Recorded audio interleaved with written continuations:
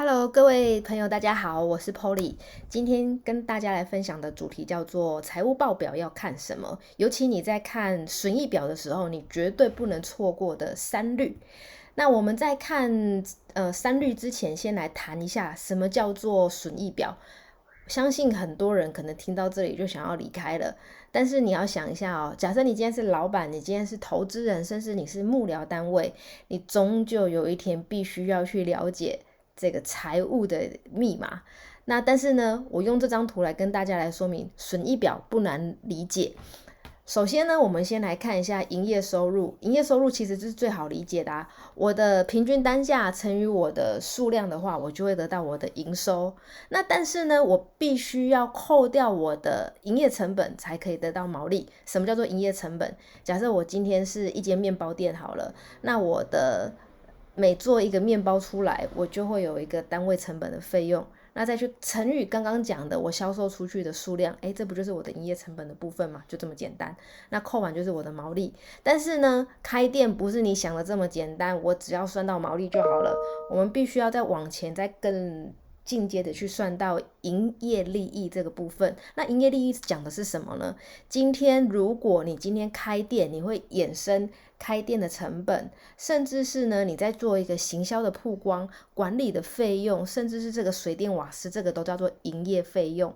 所以呢，我的营收减掉直接成本，再减掉间接成本，也就是营业费用，才会得到营业利益。这个对店长来讲才是有意义的，我这间店到底有没有赚？那如果是以业务来讲，我看到毛利就好了。但是呢，也不是说一间公司算到营业费用就好了。如果你这间公司你有上市上柜，你有做一些投资，你有聘请 CFO 来帮你做一些汇率啊上面的操作，或者是原物料上面的采购的话，那你就会有一个叫做业外收支，甚至你还必须去扣掉所得税。最后你把这些费用都减掉之后，甚至有时候业外是有增加，不一定是减项哦。反正你最后收到这个叫做税后净利。好哦，那你有了税后净利之后，我们去除以我们在外的流通的一些股数，我就会得到 EPS。所以啊，以这张图来讲的，大部分的股民、投资人都知道什么叫 EPS， 但是你不晓得它是怎么来的，以及如果我要看本业有没有赚钱，还是它是很会做投资的财务杠杆的话，怎么来的？这个其实是不一样的部分。那我们往后来看，三律是什么？刚刚前面有提到，第一个指标就是我们要必须先从我们的营收扣掉成本，才会得到我的毛利。那我的毛利去除以我的收入，这个时候我才会得到毛利率这个部分。那毛利率越高，就代表我们这个公司其实提供的产品服务是越来越有竞争优势的。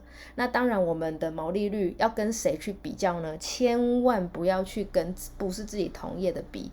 我们当然就是半导体业跟半导体业比，零售业跟零售业比，金融业跟金融业比，不会有一个叫做交叉比对。那我除了跟别人比之外，我的毛利率是一直在攀升的，还是一直在下降的呢？我就可以看一下我们的优势是否还存在。那第二个要来看的就是营业利益率，有没有刚刚提到的？我们有说啊，我除了扣掉我直接成本之外，我要扣掉我的间接成本。那这些间接成本刚刚提到啊，不管是租金、水电、薪资、行销、研发，这些都是间接成本。所以当我得到营业利益去除以我的收入的时候，我看的是我们本业赚不赚钱。所以我的盈利率越高的时候，我的本业赚钱能力就是越强。一样跟谁比？同业比，还有跟自己比。这个都是很重要的。那第三个指标的话是净利率的部分。净利率的话，它就会等于刚刚讲的营业利益。那我去算我的业外损益跟我的税金去扣一扣，然后再去除以我的营收，就会得到我的税后净利。那净利率越高，代表是我们企业整体越赚钱的能力是越高的。那当然我们也有去看到说，有一些 CFO 很厉害啊，他在合并公司的时候，合并了一阵子之后，他处分了某一个不动产，所以导致他们的整个税后净利很高。但是这个算是昙花一现哦，毕竟我们没有那么多不动产可以做处置嘛，对不对？所以你还要去区分说，他这个营业利益去扣掉这个业外净损，去扣掉税金之后，到底是赚的还是赔的？然后他到底是本业赚还是业外的收入比较赚？那当然你自己在得到这个业外获利的时候，你也要去看一下它会不会让你的税金往上提升了一个集聚，然后去让你的税率有个不同的表现。好，那所以记得看本业赚不赚钱，我们看的是盈利率；看这个公司整体的赚钱能力，我们看的是净利率的部分。那接下来我想要跟大家分享的是，我从雅虎上面的资料去下载了台积电233年的损益表。那它上面提到了5个资料，那这5个资料其实就是协助我们去把我们的这个3率去算出来。首先我们先看到我们毛利率的部分，毛利率呢，台积电一开始如果我只有用毛利去除以我的收入的话，我们的毛利率有56%。那接下来扣掉我们的营业费用之后，刚刚讲的56%它就下降到45% 了，毕竟台积他们的研发成本还是很高的嘛。那最后呢，扣掉他们的业外收入，再扣掉他们的税后净利的扣掉他们的税金的时候，我们可以看到他们净利率刚刚45%再掉到了40%。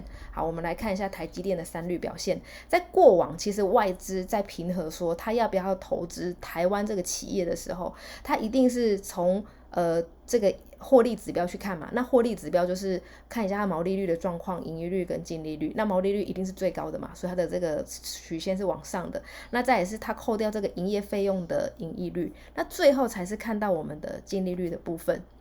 那再来的话是左边是展望嘛，对不对？右边是我们实际的。那展望跟实际你可以看到，就是说我们拉到我们2023，除了我们今年 Q1 表现的不是那么好之外，那你可以看到整个我们台积电它的这3率的都是一直在往上攀升。那当然今年的不好也是因为乌俄战争一直到影响到了今年。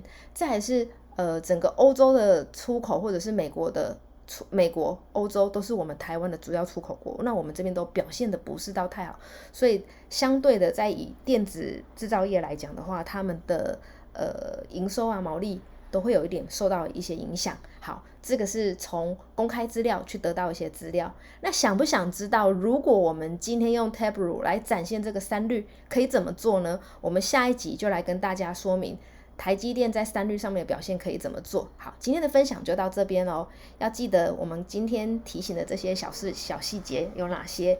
第一，3率有哪个？再来是我们的本业赚不赚钱要看哪一个指标。那如果说本业的营业费用它有很多项目，我们其实还可以去分析究竟你的是水电太高、房租太高，还是你的研发成本太高。如果我想要让我的营业费用往下降，我可以怎么做？其实就是去分析我们刚刚提到这些。好，能讲的东西、能玩的东西可以很多。那如果大家有其他想法的话，也欢迎大家跟我交流哦。谢谢大家，我是 Polly， 拜拜。